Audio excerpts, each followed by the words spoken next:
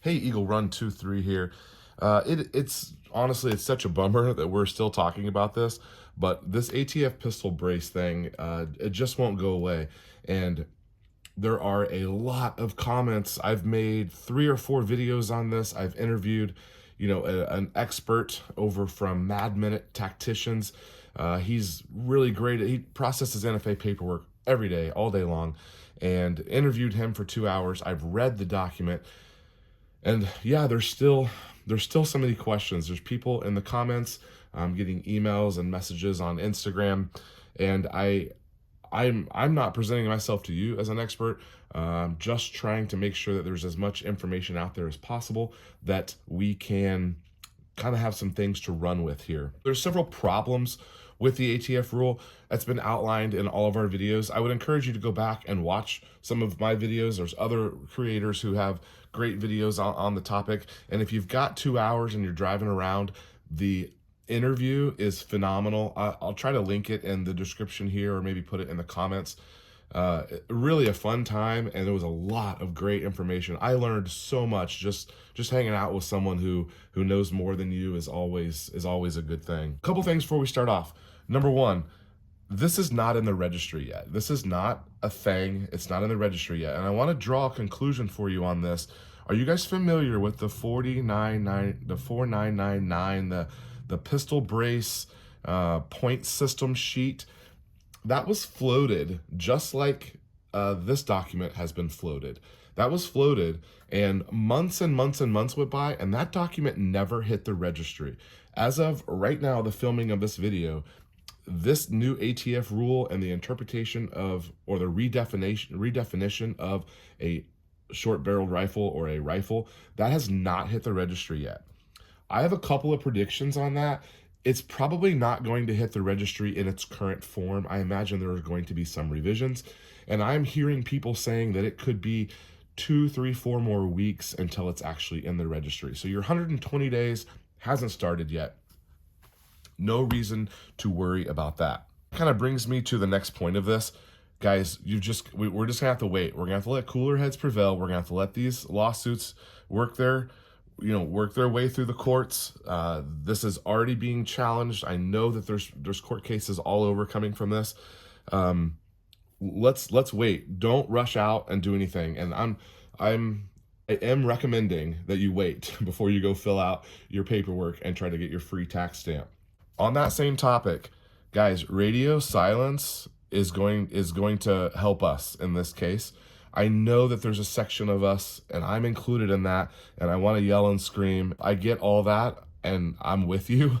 I'm not commenting those things publicly. I'm thinking gray man mode on some of this stuff, and I realize that's going to be a little bit difficult because I make YouTube videos for fun here, but it's entirely possible that we should say less. That's entirely possible. I won't be posting any photos or videos of anything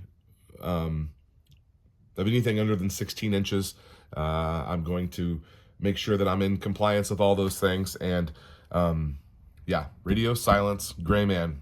There are still a couple problems, and this thing is full of problems. We all know that, but there's not a lot of upside or hope for the people who have imported pistols. Those of you with Dracos and those things like that were under that 922 compliance in order to get imported, there's really not a way other than to destroy them right now, which is really weird. A lot of people are talking about this 88-day background check thing, and I really feel like the GOA kind of jumped out ahead of themselves on this a little bit, and maybe it was a weird interpretation of something. I know that happens with attorneys, but once you file your Form 1, that your background check starts, and if it's not done in 88 days, it's automatically disapproved. That's true, but the reason behind that is that the ATF is required by law to purge data every 90 days, and so they do it every 88 days so that they're in compliance with that, and that's where that rule comes from. It won't really affect your Form 1 per se.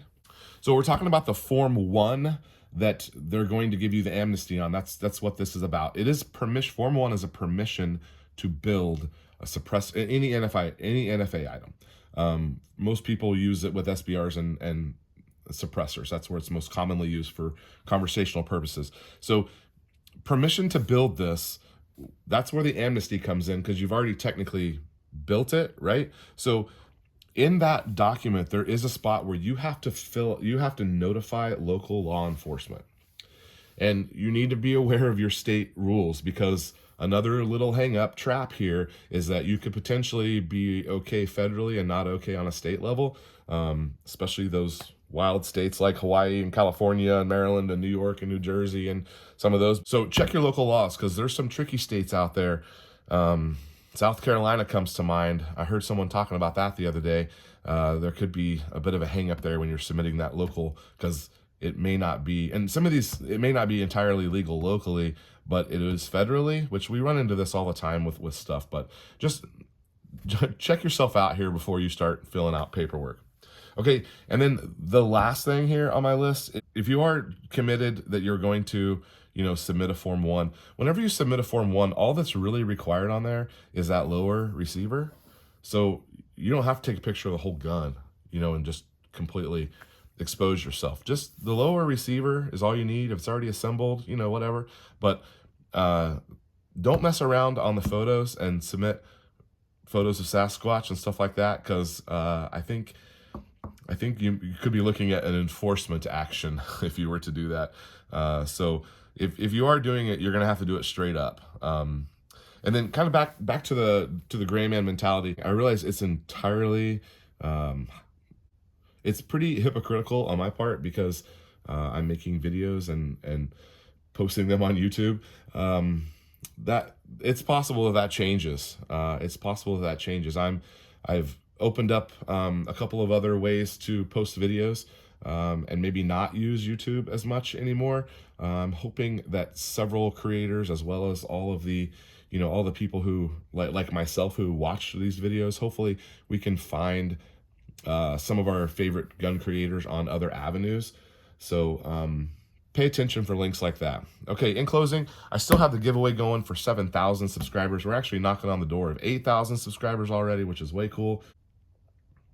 And then the other thing is over on Eagle Reloads, which is a bit of a backup channel, or a more dedicated to the nitty-gritty numbers and things like that for reloading.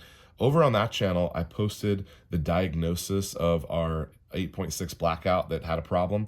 Go check that out. There's several videos on both of those channels about the 8.6 blackout and what exactly happened. So I won't recap any of that for you here, but Eagle Run 2-3, that's what I have for you today. We'll see you next time.